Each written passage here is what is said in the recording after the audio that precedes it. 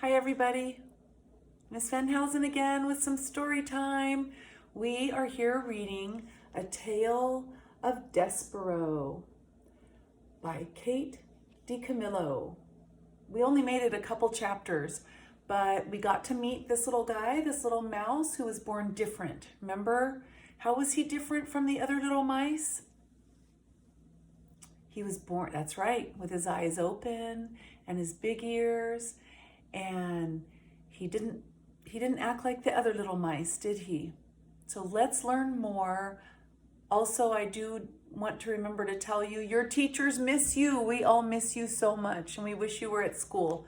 But we're going to keep the germs from spreading. We're going to stay home, and we're going to read. Here we go.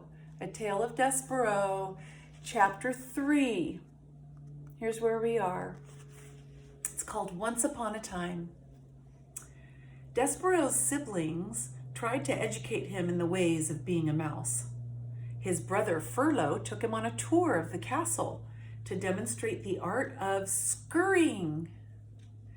Move side to side, instructed Furlough, scrabbling across the waxed castle floor. Look over your shoulder all the time, first right and then left. Don't stop for anything. But Despereaux wasn't listening to Furlough. He was staring at the light pouring in through the stained glass windows of the castle. He stood on his hind legs, held his handkerchief over his heart, and stared up into the brilliant light. Furlough, he said, what is this thing? What are all these colors? Are we in heaven? Cripes, shouted Furlough from a far corner. Don't stand there in the middle of the floor talking about heaven. Move! You're a mouse, not a man. You've got to scurry. What? Said Despereaux, still staring at the light. But Furlough was gone. He had, like a good mouse, disappeared into a hole in the molding. Despereaux's sister, Merlot, took him into the castle library, where light came streaming in through tall, high windows and landed on the floor in bright yellow patches. Here, said Merlot, follow me, small brother, and I will instruct you on the fine points of how to nibble paper. Merlot scurried up a chair and from there hopped onto a table on which sat a huge open book. This way, small brother, she said as she crawled into the pages of a book, and Despereaux followed her from the chair to the table to the page. Now then, said Merlot, this glue here is tasty, and the paper edges are crunchy and yummy. Like so. She nibbled the edge of a page and then looked over at Despereaux. You try, she said. First a bite of some glue, and then follow it with a crunch of the paper. And these squiggles, these are very tasty.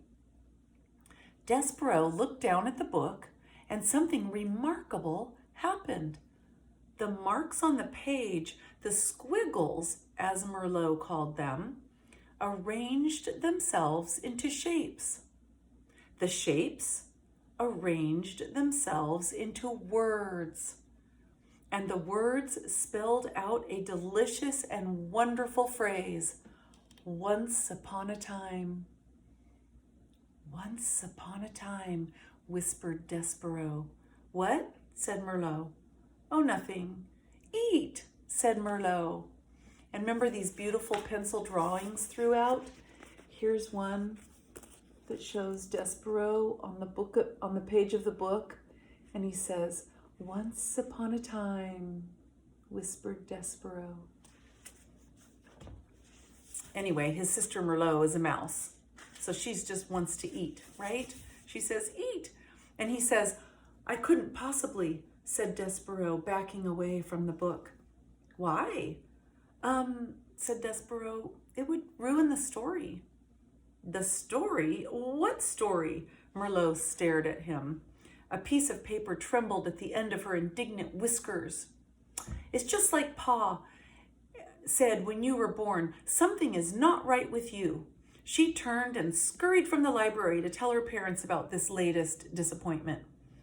Despereaux waited until she was gone, and then he reached out and with one paw touched the lovely words, "Once upon a time." He shivered. He sneezed. Achoo!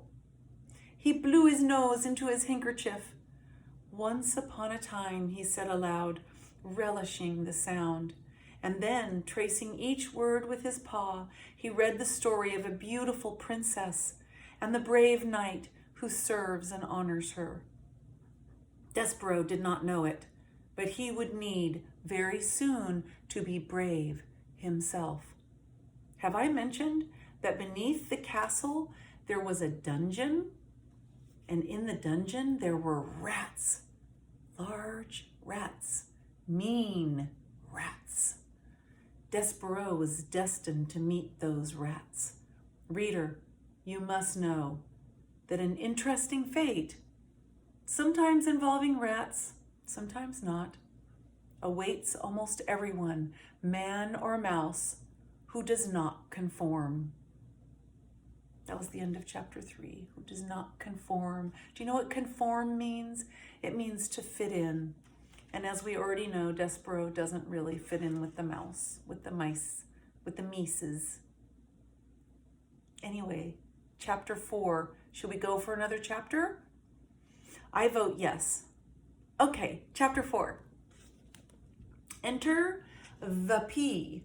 And this is spelled P-E-A, and it's capitalized, which tells me, I think, that it's a name.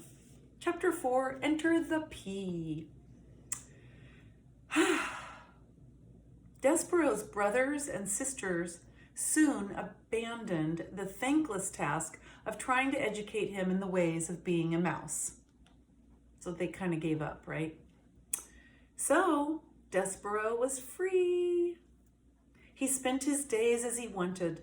He wandered through the rooms of the castle, staring dreamily at the light streaming in through the stained glass windows.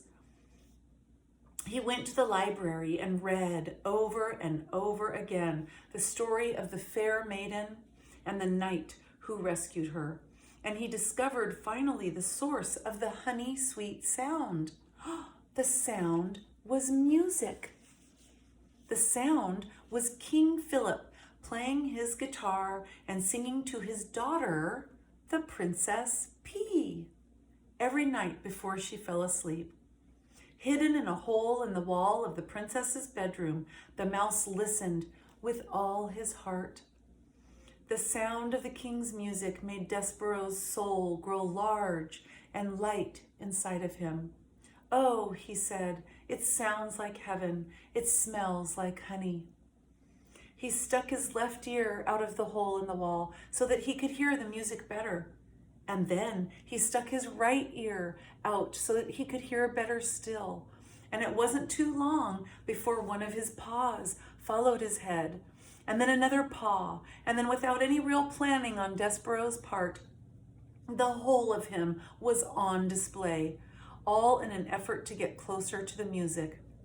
Now, while Despereaux did not indulge in many of the normal behaviors of mice, he did adhere to one of the most basic and elemental of all mice rules. Do not ever, under any circumstance, reveal yourself to humans. But the music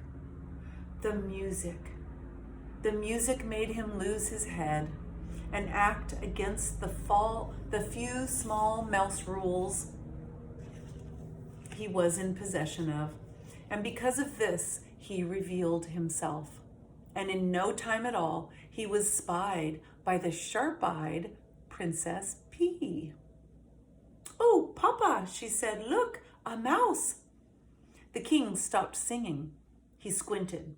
The king was nearsighted, just like me.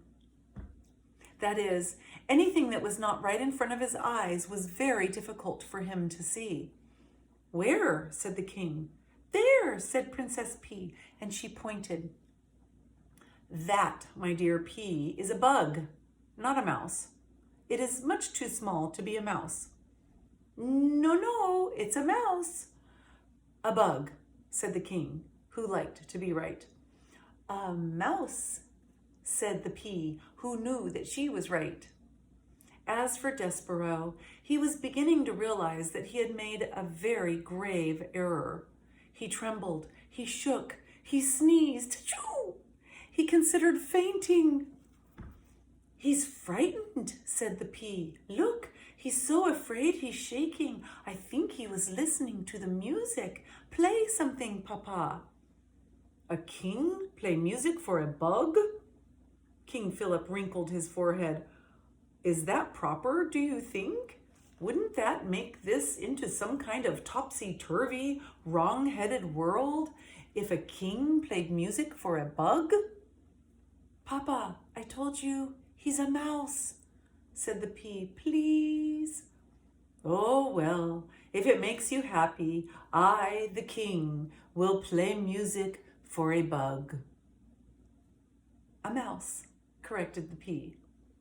The king adjusted his heavy gold crown. He cleared his throat. He strummed the guitar and started to sing a song about stardust. The song was as sweet as light shining through stained glass windows, as captivating as the story in a book. Despereaux forgot all his fear. He only wanted to hear the music.